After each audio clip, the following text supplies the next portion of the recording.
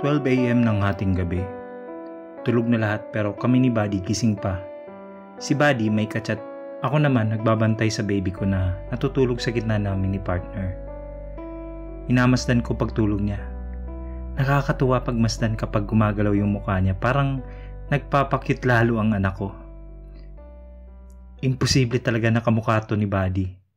Tumatatak na tuloy sa isip ko at natatawa ako na iniisip ito. Habang hinahalik-halikan ko ang baby, lumakas ang hangin sa labas at nagtahulan ng mga aso. Napakalakas ng hangin. At kasabay nun ang pagkakarinig ko na tinatawag ako ni Kenta at Escobar dun sa bintana ng kwarto na kinaroroonan namin ni partner. Supremo! Paparating na sila! Kasama ang iba pang mga kawal na kaanib ng hari! Lumabas ka na dyan, Supremo! Dalhin mo na ang maharlikang bata! Sabi ni Kenta sa akin. Pero iba yung plano ko.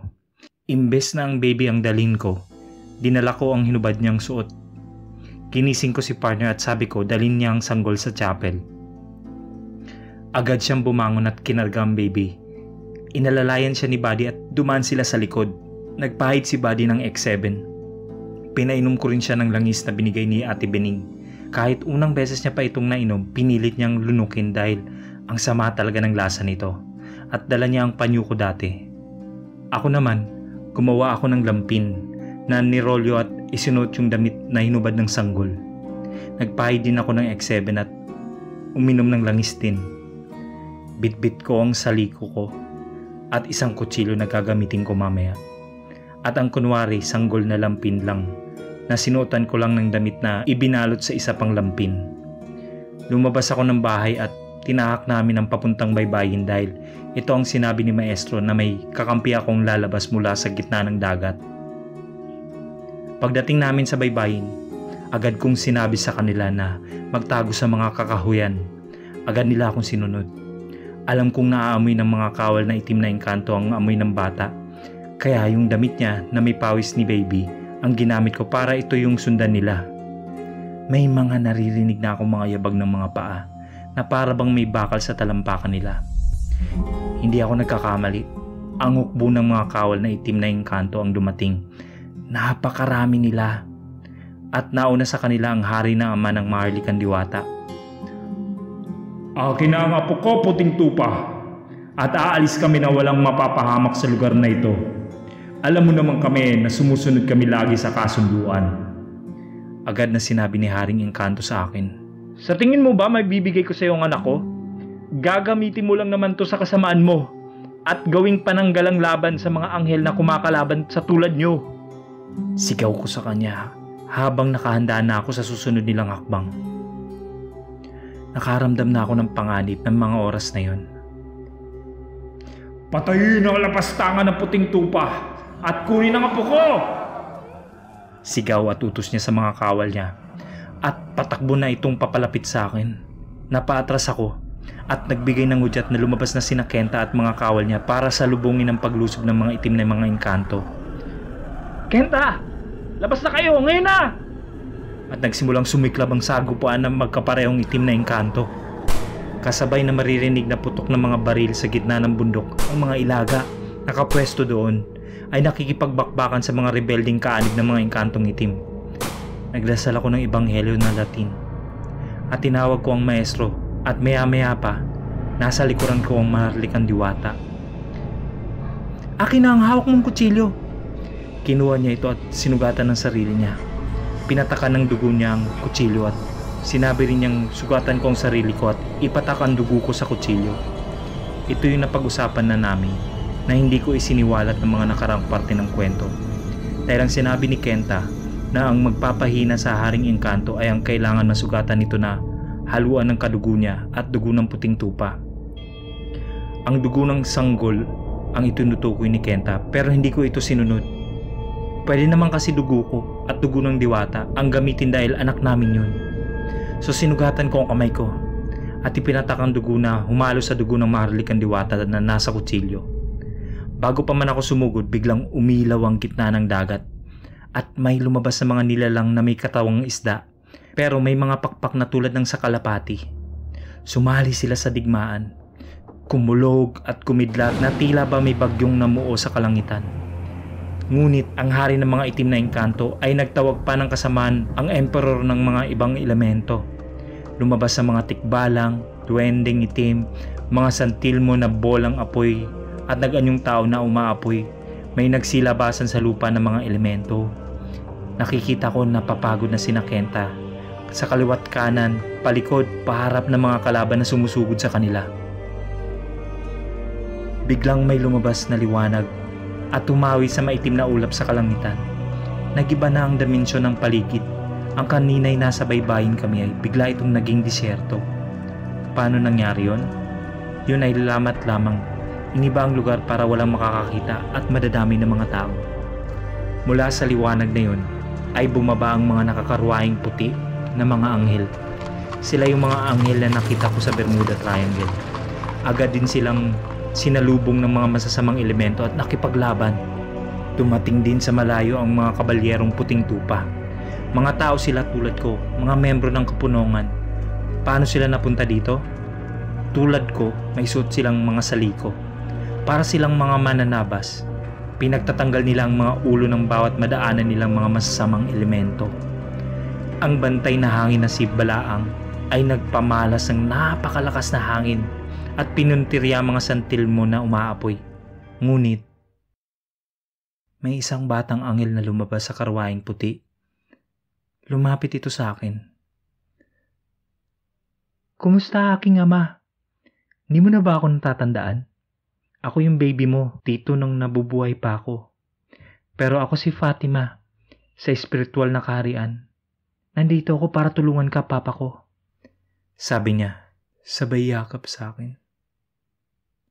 Naiyak ako at tumulo ang luha ko.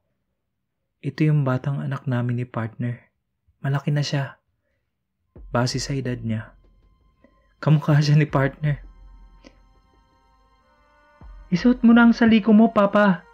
Lalabas ang pagiging kabalyerong puting tuba mo. Sabi niya, sabay ngiti. Pupuntahan ko ang kapatid ko na hawak ni mama ngayon.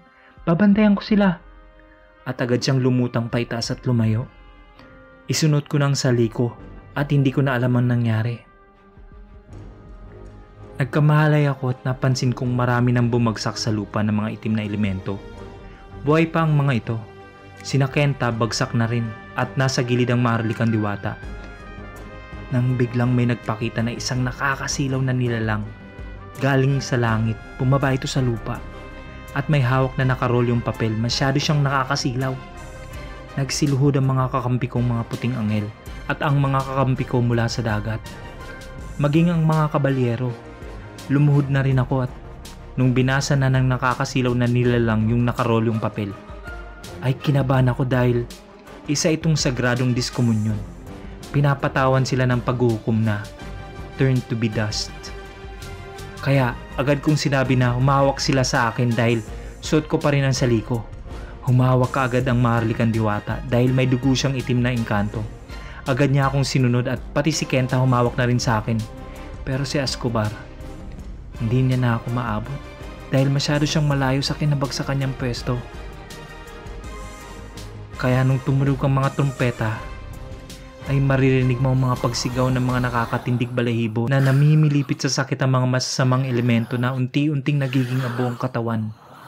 Maging ang hari ng itim na engkanto na nanghihina dahil sa may sugat ito ay di nakalampas sa paghukom ng misteryosong nilalang. Naging abo lahat ng mga elementong nakipagsagupaan sa mga anghel at nawala ang mga ingay sa paligid.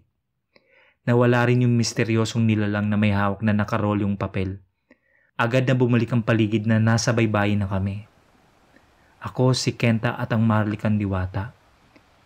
Salamat, Supremo, at hindi mo kami tinalikuran at inahaang maisali sa paghukom ng inyong Diyos. Sabi ni Kenta na lumuhod pa sa harap ko. Tumayo ka, Kenta.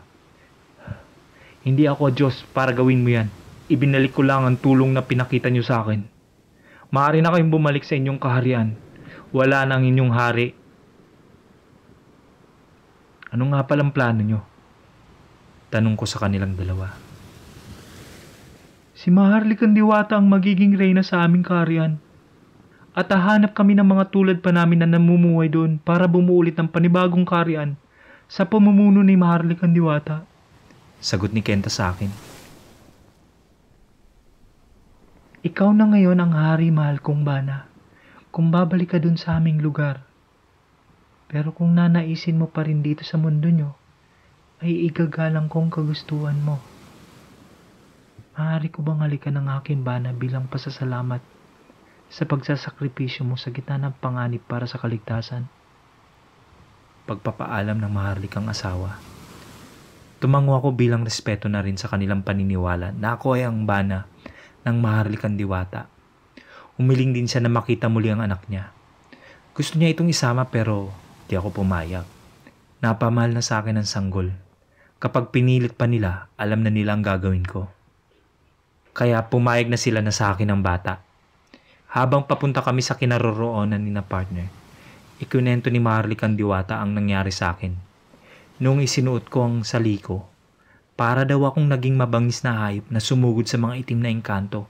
At sa hari, sinaksak ko ito ng hawak kong kutsilo at nanghina yung ama niya. Pagdating namin sa kinaroroonan ni na partner, ay wala na yung batang anghel na umalis daw, sabi ni Buddy. Nagpakilala din daw ito sa kanila. Pamangkin talaga yun ni Buddy dahil anak namin ni partner yun. Panay daw halik nito sa baby, na kapatid niya. Hindi makapaniwala si partner na nangyayari ang mga bagay na ito sa buhay niya. Hanggang ngayon kasama ko pa rin ang Maharlikang Sanggol. At tungkol doon sa sinabi ng aking maestro na kukunin niya ang sanggol, hindi niya na ito tinuloy dahil wala na rin ang masamang hari ng mga itim na engkanto. Pero hindi lang naman iisang kaharian meron ng mga elemento.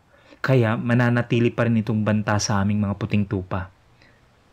Hanggat hindi natatapos ang kasamaan sa mundo, hindi nawawala ang mga masasamang mga elemento. Marami pa sila at nasa paligid lang. Salamat sa inyong pagsusubaybay sa kwento. Maniwala kayo, meron pang nakatagong lihim ang ating mundo. God bless sa ating lahat. Respeto at kapayapaan sa bawat isa ang dapat mangibabaw. Kung gusto mong updated ka sa lahat ng bagong videos, click na ang subscribe button at notification bell. Maaari ka ring makatulong sa channel sa pagpunta sa Patreon page, yung link nasa description, kung saan pwede ka magpadala ng pera sa channel. Maski $1 or 50 pesos per month napakalaking tulong na po.